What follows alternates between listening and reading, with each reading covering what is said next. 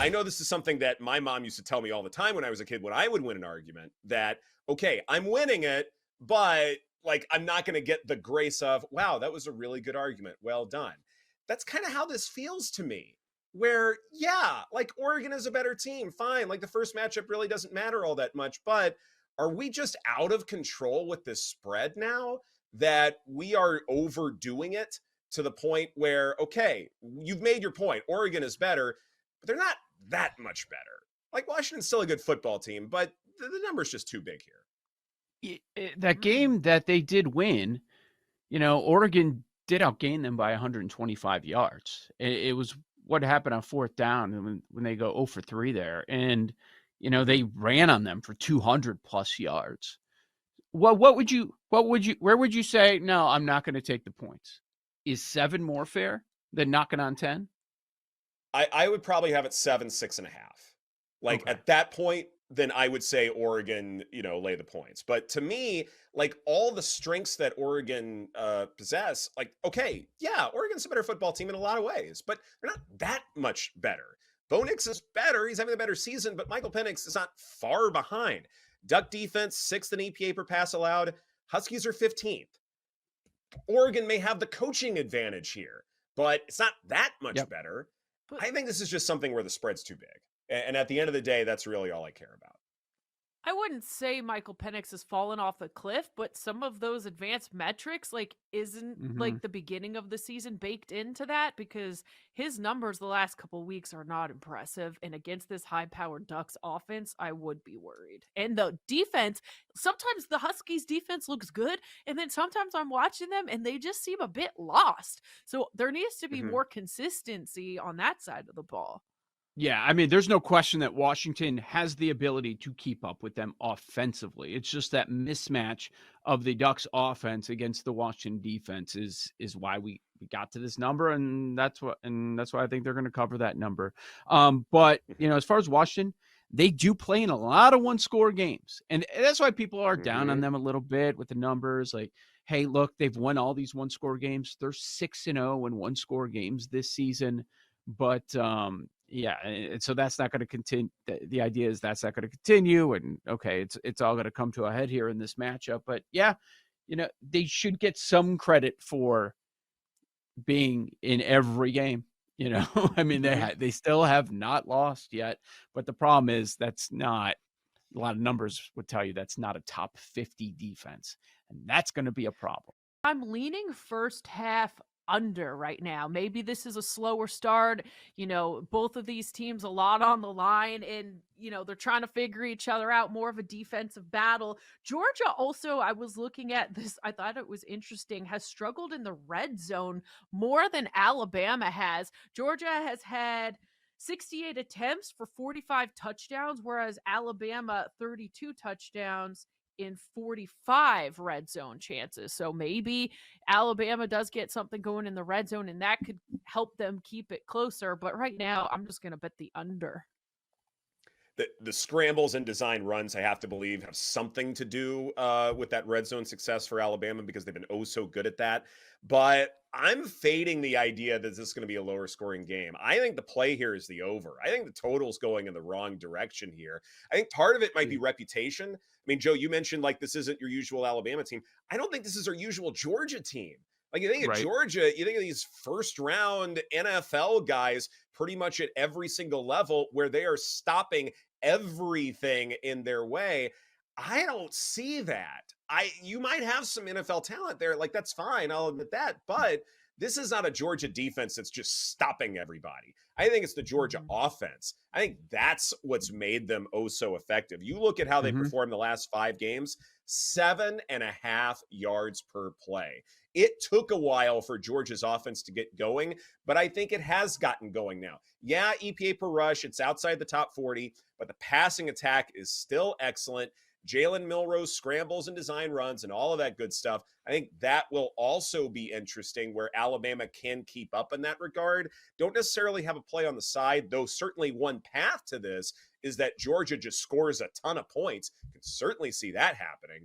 But as far as the total goes, I think this will be a higher scoring game.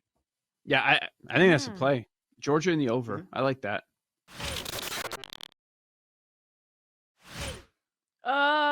Well, to steal a phrase from Jason LaConfora, the Cowboys are punching down. Who have they Whoa. played? They are blowing out Whoa. some hashtag garbage teams. While the Seahawks may not be absolute garbage, I mean, they can So surprise what you is sometimes. They're and that's mysterious. fair. But what is Seattle? That's the thing. Yeah, exactly. I So don't know. That's the we problem I have with this matchup. I don't know which version of the Seahawks is going to show up. But, if you're blowing out bad teams and now you come and you play a team a little more competitive, I'm curious to see how the Cowboys show up. Are they going to win by margin again? First off, I'm Seattle, just really jealous yeah. of you, Aaron, that you're able to get up out of your chair and demonstrate punching down because I feel like I'm tied down with 40 wires here. Where if I get up or I do one slight movement that, these audio cables don't know about, the whole thing shuts down. So just know how jealous I am of you that you can demonstrate things and I lack any movement It's in my own AirPods. box. Yeah, like AirPod that's part season. of it. I think this is Eagles. And I say that with a little bit of reservation, like knowing that the 49ers are the best team in the league. I have them power rated 1.25 points higher than the Eagles. They should be favored. Quarterback Brock Purdy, I think he should probably be the MVP, if not the MVP front runner, the guy who garners more conversation at the end of the season than what he's gotten so far. He's number one in a number of metrics that are highly correlated to who wins MVP. Number one in composite EPA and completion percentage over expectation. Number one in adjusted yards per attempt. Number one in ESPN's QBR. Like if his name were Aaron Rodgers, like create an alternate universe where Aaron Rodgers, instead of being traded to the Jets, is traded to the 49ers this offseason. And he does exactly what Brock Purdy has done. He would easily be the MVP frontrunner. So right now, even if you don't think Brock Purdy is worthy of MVP, the 49ers have an MVP caliber quarterback playing within their offense. So the 49ers should be favored. All right. All of that said, 3 is too much. It is too much for the Eagles at home, who are 17-6-1 against the spread with Jalen Hurts at home and outside of division, because home field advantage in division is a little bit different than home field advantage outside of division. Home field advantage in division is basically cut by half. So greater home field advantage at home outside of division. Hurts is 12-3 against the spread in that situation. So this is a really good spot to get a team that we know is a good team at home going against a team outside of division. And the 49ers, they do have 3 days extra rest, but they are traveling across country, and this is their third road game in the past 4 games. So even though they have the extra rest, there's still a discount because of the travel and because of the road weariness. So Eagles at +3, I think is just a little too rich. I have this projected at +2. So I think there's value in getting the key number of 3. And if this dropped down to 2.5, I think there's value in teasing. So very much like this spot right here for the Eagles. You can call them ugly favorites or ugly dogs. Are you interested in any of these lines where it's like it's really tough to lay that much, but it's also difficult to take these offenses that can't move the ball?